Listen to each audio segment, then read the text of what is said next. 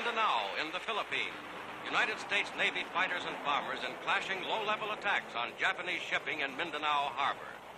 Clearing a fiery way for the liberation of the Philippines, 18 ships were sunk, 19 damaged in this raid alone.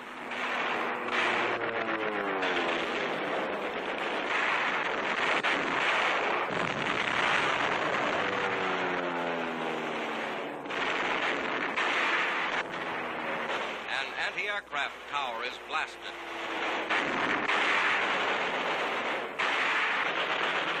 Enemy planes are hit.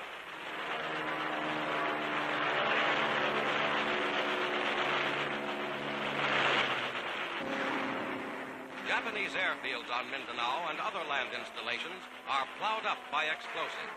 70 Japanese planes destroyed. An early taste of the full fury to be unleashed on the enemy in the Philippines.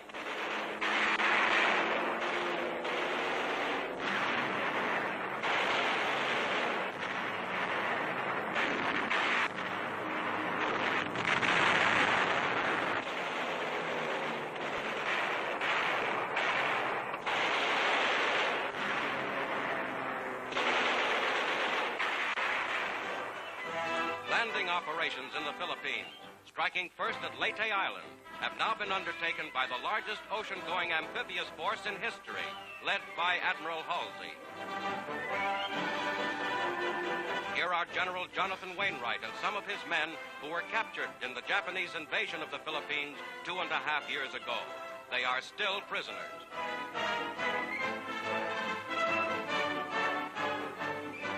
But now, fulfilling his pledge to the Filipino people, General Douglas MacArthur has returned, accompanied by overpowering military strength and by every able-bodied man who, under orders, left the Philippines with him.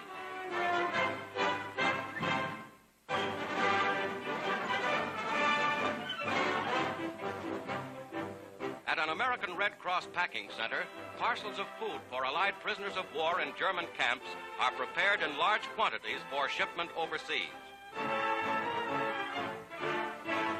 Each box contains biscuit, cheese, tinned meats, raisins, cigarettes, and other items, scientifically planned to fill out a healthful diet on the basis of enemy prisoner of war food rations for 1 week.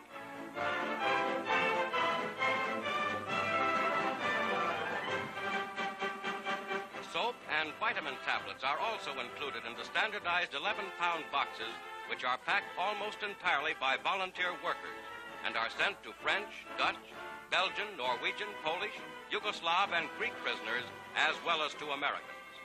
Fully packed, the parcels go by neutral transport to Switzerland, and under international control are then distributed to Allied fighting men in German camps.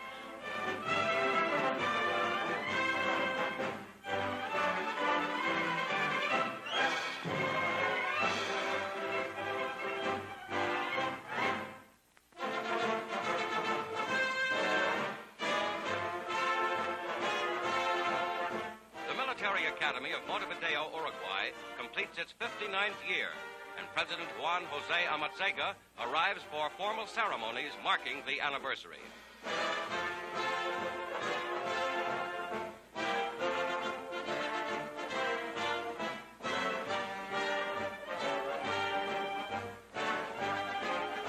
Director of the Academy, Colonel Toscano. President Amatziga.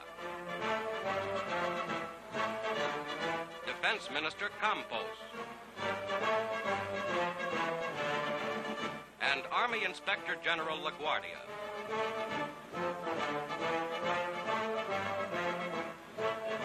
Top-ranking cadets are honored.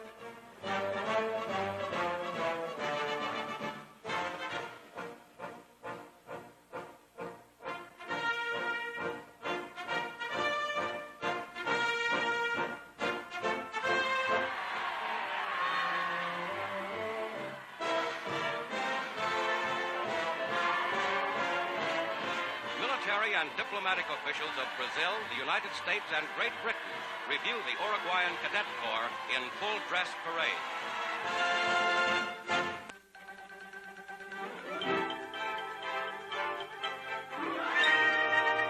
A triumph of mathematical and mechanical skill is this great new automatic calculator at Harvard University.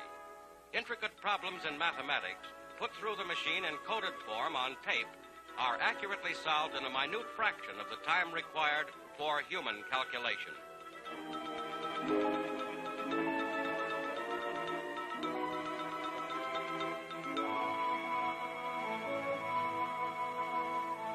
Designed to expedite all forms of mathematical and scientific research, the giant mechanical brain will work for the United States Navy until war's end.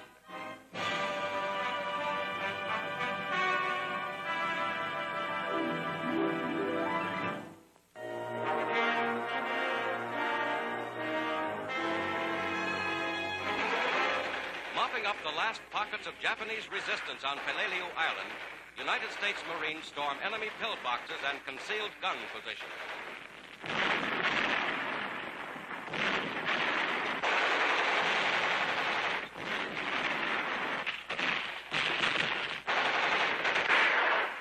Stiff fighting along a jungle ridge. A Japanese comes into the open, throws a yard-long grenade before being hit.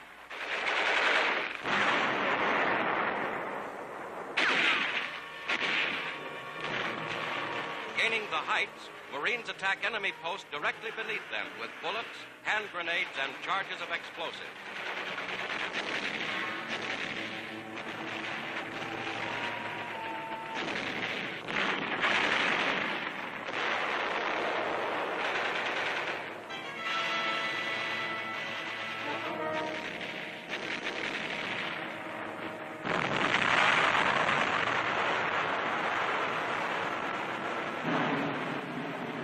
The American flag is raised over Marine headquarters on Peleliu, stepping stone to the Philippines.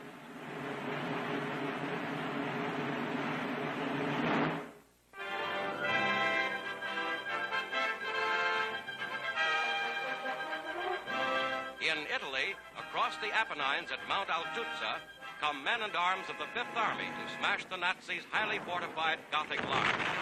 In conjunction with an Eighth Army thrust at its Adriatic end, American tanks and mortars now blast German hillside strongholds in the center.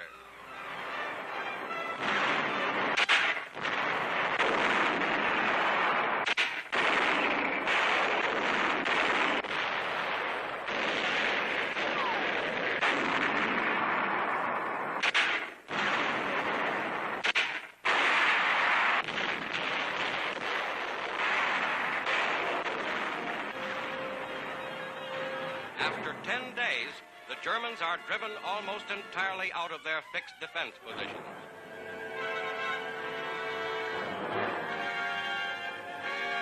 Tank traps, some over a mile long, cover the area. With the breaking of the Gothic line, the broad Po River Valley now lies ahead.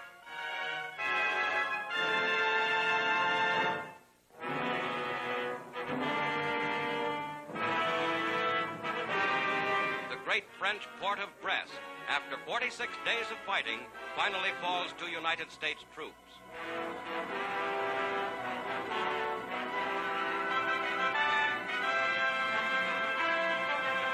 Surrender of the Nazi garrison is accepted by General Robertson, commanding the 2nd Infantry Division.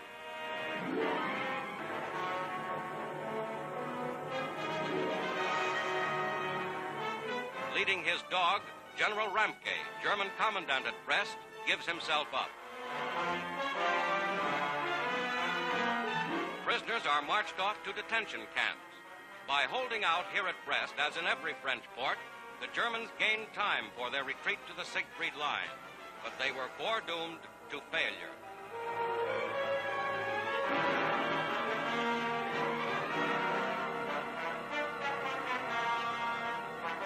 Brest was the home base of undersea fleets that once terrorized Atlantic shipping. Now these huge U-boat pens are lost to the Germans.